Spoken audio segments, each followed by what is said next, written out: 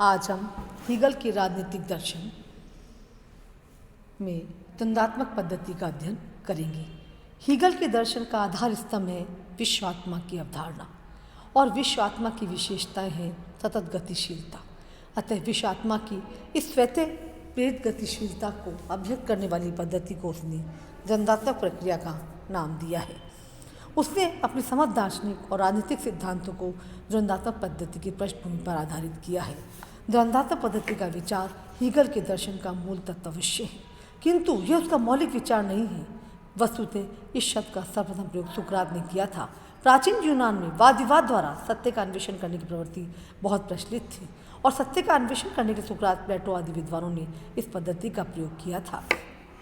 Hegel ने यूनानियों से द्वंद्वात्मक पद्धति को ग्रहण करते हुए उसमें मौलिक परिवर्तन कर दिए हैं और इस वाद विवाद के स्तर से उठाकर वाद प्रतिवाद और संवाद के स्तर पर ले गया।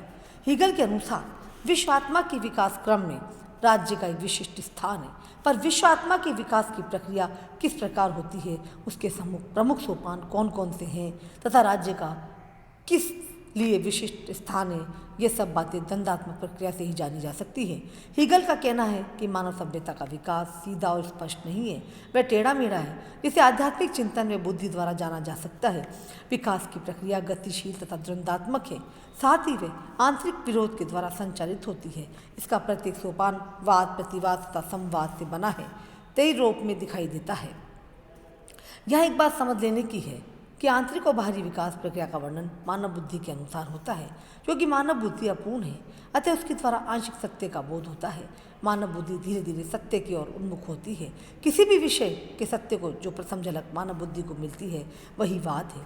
आगे चलकर जब मनुष्य को उसकी अपूर्णता का आभास होता है, वह नए सत्य की खोज करता है, तो वह प्रतिवाद को जन्म देता है। परंतु वाद की तरह यह प्रतिवाद भी आंशिक सत्य ही रहता है, पूर्ण सत्य नहीं।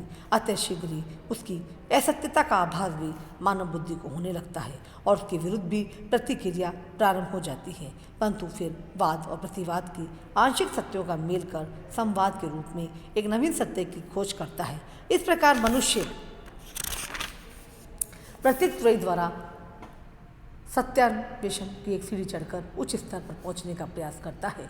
आगे चलकर संवाद पूर्ण सत्य होने के अभाव में स्वयं वाद बन जाता है तथा विकास प्रक्रिया में एक नवीन त्रयी को जन्म देता है।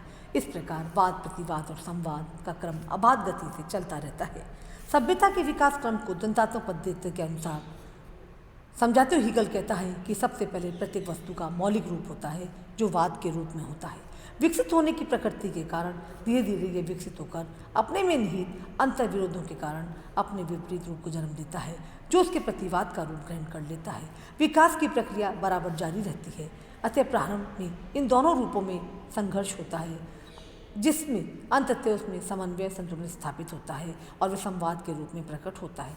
यह संवाद वाद और प्रतिवाद दोनों का समन्वित रूप होने के कारण इन दोनों से विकास की उच्च स्थिति का द्योतक होता है। लेकिन विकास की प्रक्रिया यहाँ आकर रुकती नहीं है और निरंतर जारी रहती है। अतः कालांतर में यह संवाद पुनः वाद में अपने आप को परिवर्तित कर लेता है और पुनः अपने प्रतिवाद को जन्म देता है, जिसमें पुनः संवाद की स्थिति पैदा होती है। इस तरह वाद प्रतिवाद और संवाद की प्रक्रिया निरंतर चलती रहती है और सभ्यता अपने विकास के मार्ग पर अग्रसर होती रहती है। अतः हीगल के अनुसार सभ्यता के विकास का मार्ग इस तरह त्रिकोणात्मक है। हीगल के सिद्धांत को जीवशास्त्र, तर्कशास्त्र, बुद्धिशास्त्र आदि सब सांसारिक प्रक्रियाओं में लागू करता है। निम्न उदाहरणों में द्वंद्वात्मक प्रक्रिया को समझा जा सकता है। हीगल के अनुसार जीव एक संघर्ष का परिणाम है। इसके सहयोग से गर्भाशय में 9 माह तक शिशु का रूप संवाद ग्रहण करता है। शिशु उस समय तक संवाद रहते हैं, तब तक उसमें प्रजनन के लिए। इस तरह हम इसको उदाहरण के रूप में समझाया है इन्होंने। द्वंद्वात्मक पद्धति द्वारा समाज तथा राज्य के विकास के अध्ययन को समझाया है कि द्वंद्वात्मक पद्धति द्वारा हीगल का मुख्य उद्देश्य जर्मन राष्ट्रवाद के पूर्ण को प्रमाणित करना था, क्योंकि उस समय जर्मनी अन्य छोटे छोटे राज्यों में विभक्त था और राष्ट्रीय भावनाएं लगभग मिटती सी जा रही थी। तो द्वंद्व पद्धति की क्या विशेषताएं हीगल की संघर्षशील विकास का निर्धारक है। स्वतः प्रेरित और स्वतः संचालित सत्य के अन्वेषण का अद्वितीय तरीका। द्वंद्वात्मक की विशेषता बताते हुए राइट ने ठीक ही लिखा है, द्वंद्वात्मक विशुद्ध तर्क की अत्यंत निराकार धारणा से प्रारंभ होता है और इसकी समाप्ति विचार के अत्यंत साकार का रूप अपनी पूर्ण व्यापकता तथा साकारता की साथ निरपेक्ष बुद्धि के दर्शन में होता है।